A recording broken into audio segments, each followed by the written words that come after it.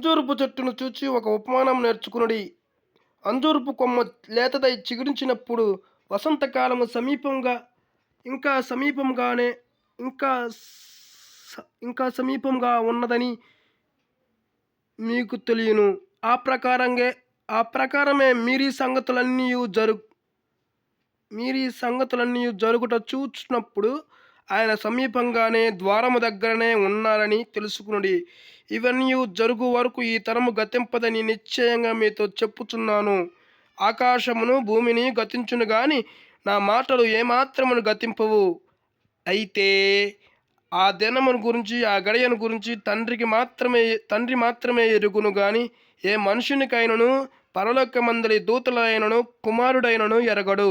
నోవహు దినములలో ఎలాగుండునో మనుష్య కుమారుని రాకడయును అలాగనే ఉండును.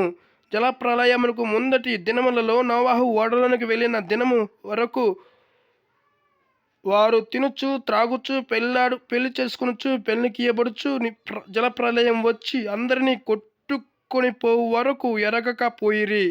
అలాగనే మనుష్య కుమారుని రాకడ ఉండును.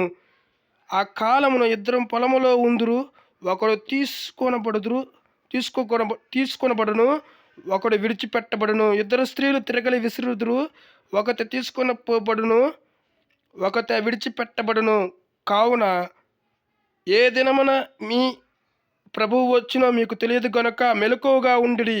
ఏ జామున దొంగ వచ్చినో ఇంటి యజమానునికి తెలిసి ఉండినలా అతడు మెలకువగా ఉండి తన ఇంటికి కన్నం వేయనీయుడని మీరు ఎరుగుదురు. మీరు అనుకున్న గడియలో మనుష్య కుమారుడు వచ్చును గనుకనే మీరు సిద్ధంగా ఉండుడి. యజమానుడు తన ఇంటి వారికి తగిన వేళ అన్నం పెట్టుటకు ఉంచబడిన నమ్మకమైన వాడును బుద్ధిమంతుడనైన దాసుడెవడు? యజమానుడు వచ్చినప్పుడు ఏ దాసుడు మెలకువగా ఇలాగున చేయుచుండుట అతడు కనుగొనునో ఆ దాసుడు ధన్యుడు.